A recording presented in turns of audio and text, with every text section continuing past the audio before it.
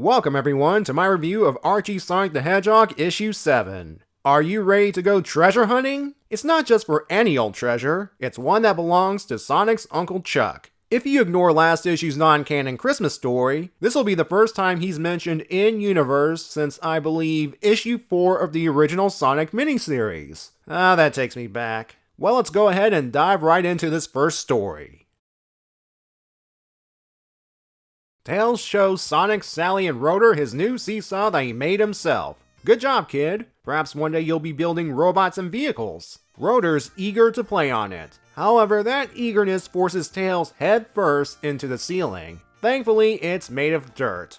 I hope it's made of dirt. A piece of paper falls out of the hole. Uncle Chuck's map to his greatest treasure. Sally and Tails note that since Robotnik's takeover, money is worthless. What is the point of finding treasure? Sonic counters that his uncle was once a great inventor. Perhaps the treasure is some kind of magical artifact that could help them one day defeat Robotnik. That's good enough to try and find it. They journey to Mobius Natural Park to begin their search. When they arrive, instead of finding nice green grass, beautiful flowers, and clear water, they find a toxic waste dump, courtesy of Robotnik. They press on, all while unknowingly being spotted by two SWAT bots. They overheard the group speak about the treasure and head off to inform Robotnik. Our gang follow the markers on the map, as best as possible. With all the sludge, dead trees, and fumes, it's a miracle they didn't get lost. Speaking of the fumes, it's starting to affect Sally.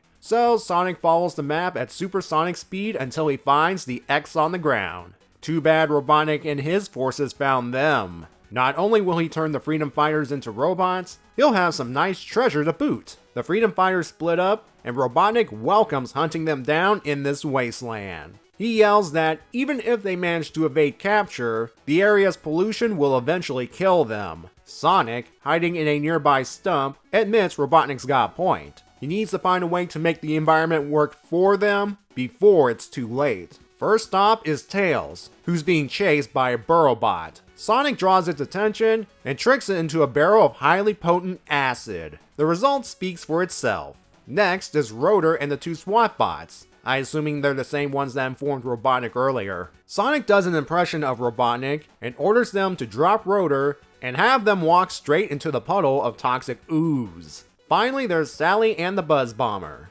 Sally's too exhausted to keep moving, probably because she inhaled all those fumes earlier. So how is Sonic going to solve this one? Rather than say, pick up Sally and speed off, he forces the Buzz Bomber into the cliff wall, while the two slide down an oil slick. The gang rendezvous at the X and quickly dig up the treasure. Sally says Sonic fighting the Badniks was a great feat. Remember that word. Robotnik arrives in his vehicle and swipes the treasure. Sonic, surprisingly, is not going after him. Sally mentioning the word feat reminded Sonic of what Uncle Chuck considered his greatest treasure. Something sentimental, like say, a pair of Sonic's bronzed baby shoes. Look at it this way, Robotnik. You may not have gotten the treasure you expected, but you can use the bronze shoes as a stress reliever. He probably did it off-panel. There are two one-page stories before we get to the next big one. The first one is Sonic showing that he's so fast, he can fight and defeat his own shadow.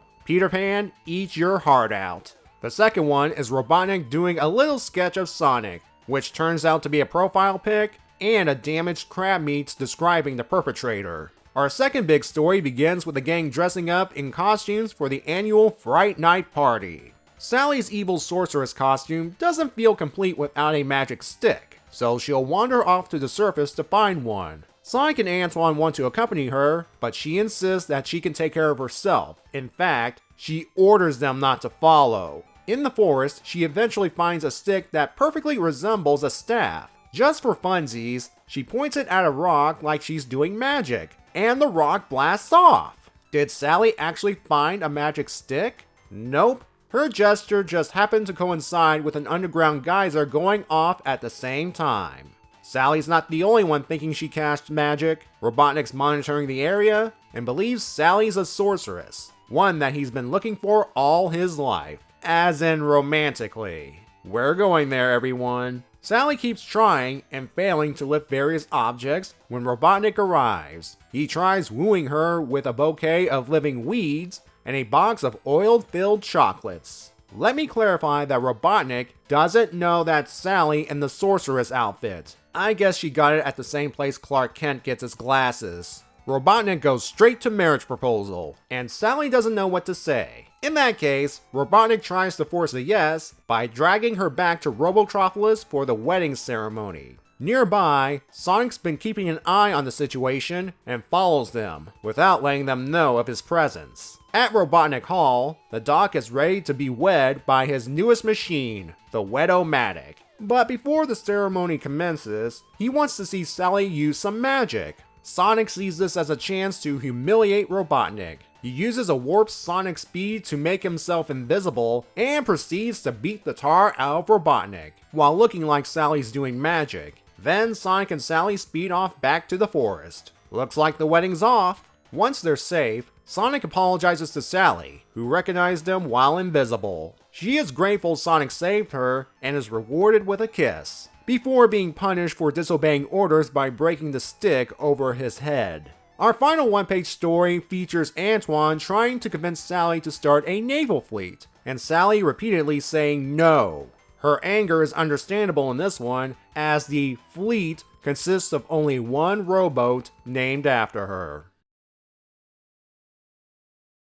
Uncle Chuck's Treasure. As I mentioned in the intro, it's the first canon acknowledgement of the guy in a while, and it's clear everyone, Sonic in particular, still hold him in high esteem, enough to risk venturing into a toxic wasteland for something that could stop Robotnik. Sadly, it ended up being a colossal waste of time for everyone, as the contents were Sonic's bronze baby shoes. I'm reminded of the live-action Casper movie, where the villains try to get the mansion's treasure, only for it to be a baseball. To paraphrase a particular saying, one person's junk is another one's treasure. I'll cut Uncle Chuck some slack in this case. When he buried Sonic's bronze shoes, it was probably done as a time capsule. For those who don't know, a time capsule in this context is when someone buries an object, sentimental or otherwise, in some sort of sealed container to be dug up by future generations. Said future generations would then look at the objects and get a glimpse of the time period when they were placed in the ground. Maybe Uncle Chuck intended for Sonic or someone to find the map that'll lead him to the bronze shoes one day. A nice piece of history. And Mobius Natural Park seemed like the perfect location. No one could imagine one day the park would become a toxic dumping ground. The story also reminds Sonic fans of the franchise's environmental message. You know, pollution is bad and so forth. In case Scrap Brain, Chemical Plant, and Oil Ocean didn't clue you in. I admit, in a clever twist, Sonic uses the pollution against his enemies to save his friends. I'll give this story a 5. A pretty average romp that ultimately didn't accomplish a thing, but I enjoyed it a lot more than the second big story. I'm going to flat out say it. I didn't like the Sorceress Sally tale. Not because it's set during the Goofy era. There are plenty of stories during this time that I enjoyed. And it's not because of the idea of a magical object. Our heroes already found genuine magical objects, and will find more in the future. So I can forgive Sally for mixing up an ordinary stick with a powerful one. My big problem with this story is Robotnik falling for Sorceress Sally and trying to marry her.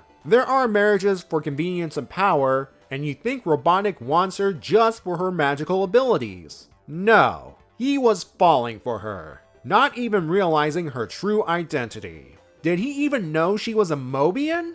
That's just, And I thought Sonic and Elise was bad. To jump way ahead, the premise of a spellcaster and a warlord in a marriage for power only was done much better with the Iron Queen and the Iron King, whom we'll later learn met and was sponsored by Robotnik. You know, if the Doc married the Iron Queen around this time, maybe it could have worked out better. Funny enough, the Iron Queen would hook up with Robotnik's nephew Snively. Another thing that bugged me a bit is Sally's attitude in the story. I get it, she doesn't want to be babysat all the time. However, when your enemies can watch your every move and have plans you cannot counter, it wouldn't be a bad idea to have some help. Plus, if it wasn't for Sonic, Sally would have been exposed and turned into a robot. My advice to Sally: if you're going to berate Sonic for disobeying orders, even if it saved your life, don't break a stick over his head. A good scolding would have worked. He even apologized for going against your wishes.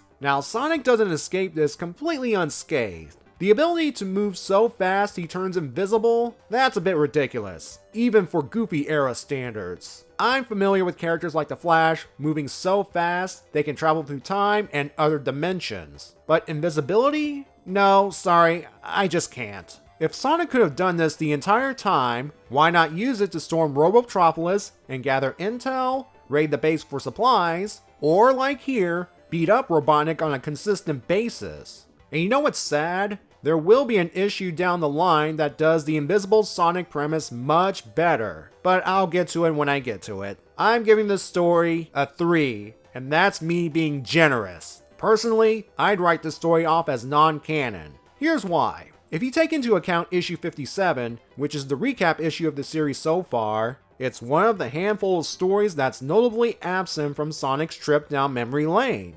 And that issue acknowledges stuff like the Terminator story of issue 5, this issue's Uncle Chuck's treasure, and next issue's fight with robotics modeled after comic book heroes. I'm not kidding. Sonic will be facing off against machines based off superheroes from other franchises in issue 8. I'll see you then.